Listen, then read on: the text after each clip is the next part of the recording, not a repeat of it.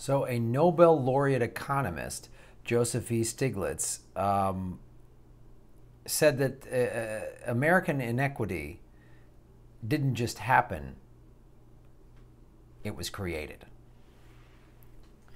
And this is it's in evonomics.com. It's a very lengthy article. It's in the show notes below. I highly recommend you read the whole thing.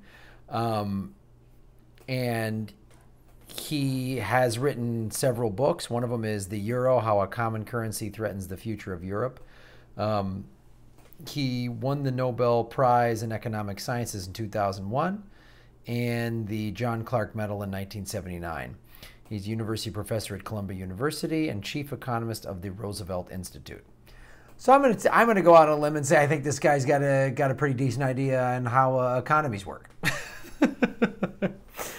And some of the highlights here show basically, and he goes into like the history of back in Greek society and what motivates the inequality of wealth is driven usually by the military throughout history, and obviously is no different here in America. See, it's in a sense, he says, that should be obvious that it was created. Market forces played a role, but it was not market forces alone. Economic laws are universal, but our growing inequality, especially the amount seized by the upper 1%, is a distinctly American achievement. That outsized inequality is not predestined offers reason for hope, but in reality, it's likely to get worse. These forces that have been at play in creating these outcomes are self-reinforcing. Excuse me, the forces that have been at play are self-reinforcing. And this is something we've been talking a lot on this show. All the market, there's the carbon bubble we've talked about, the student loan bubble, there's another housing bubble, there's a car loan bubble. And all of these bubbles are benefiting the 1%, and when they burst, who's going to get screwed? It won't be the 1%, it'll be all of us. And this is why, and there's no regulation, and Trump is deregulating everything. Obama let people get away with this. Bush, Clinton, this has been going on for, presidents have been doing this for decades. And here we are. It's going to keep getting worse.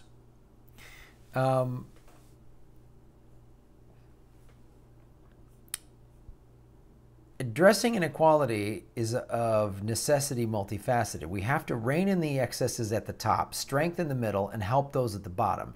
Each goal requires a program of its own, but to construct such programs, we have to have a better understanding of what has given rise to each facet of this unusual inequity.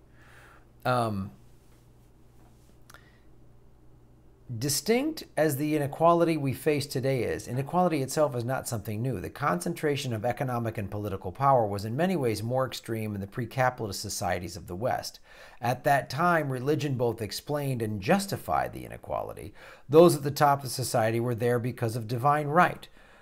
To question that was to question the social order or even to question God's will. So this is not new, but it is just more egregious now because America, as we all know, is the single greatest concentration of wealth in the history of mankind and has the largest military ever amassed. It is a military that can wipe off every person on the face of it can destroy the planet. We have a military that can destroy the planet. No other military in history has ever been able to do these things. And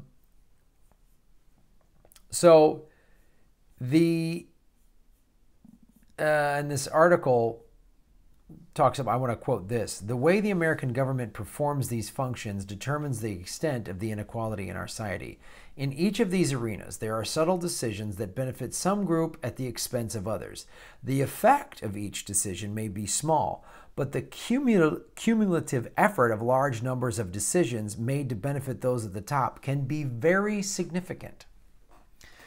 That's the thing here. We're like, how did we get here? It's this little decision, that little rollback of regulation, this little bailout, this little thing here, that little, and it's all starting to come together. It's starting to come to head.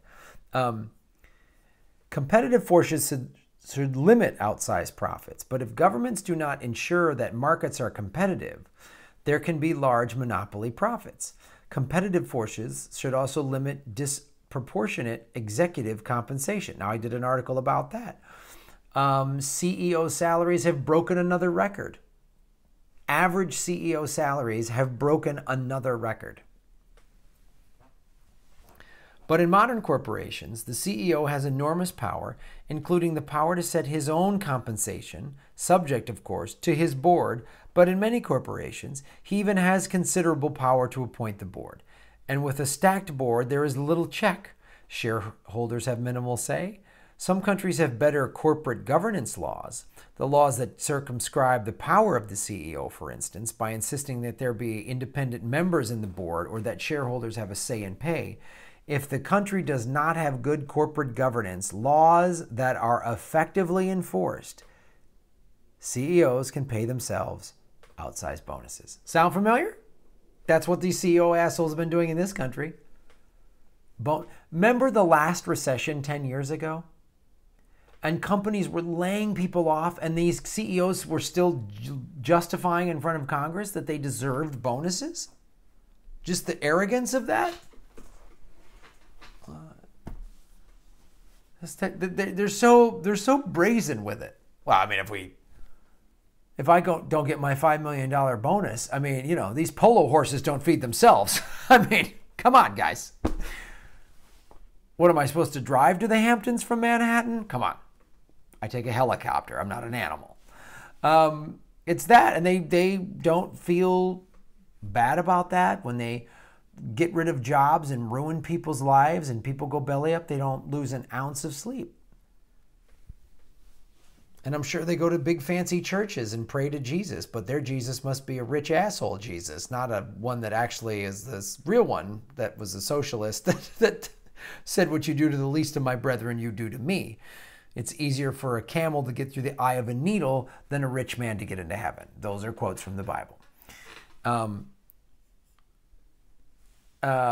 Progressive tax and expenditure policies, which tax the rich more than the poor and provide systems of good social protection, can limit the extent of inequality. By contrast, programs that give away a country's resources to the rich and well-connected can increase inequality. So that's what's been going on here. It's a very lengthy article, but it's worth the read because it says a lot. And it talks about, and I think this guy is you know, puts it in very easy readable, layman's terms, basically. This is the article isn't like, I didn't feel like it was over my head. Like I couldn't understand what he's getting into like economic theory or something. And I'm like, what? It's pretty simple. It's pretty laid out. And it really talks about,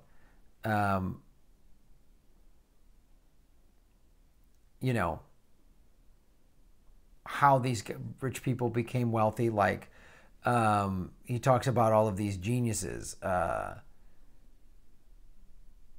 like this.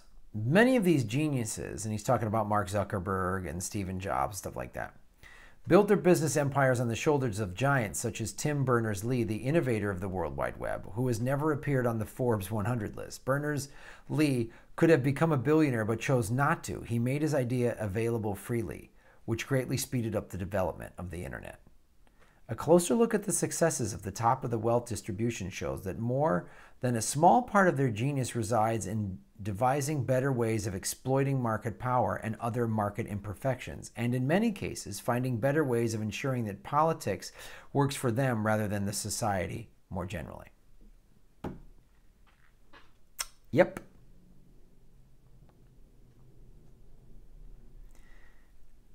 And the fact that we're talking about inequality more and we're talking about socialism more, these are good things because it needs to be addressed. So thanks for watching the show, you guys, and thanks for supporting it and getting these types of ideas out there that the mainstream media, I doubt, would cover this guy. I doubt CNN or MSNBC or Fox is ever going to have this guy. If they do have this guy on the air, they're going to have some, well, let's get another point of view. And they'll just have some CEO jackass going, I deserve my $20 million bonus. What am I, an animal? Well, let's weigh both sides. So thanks for watching the show.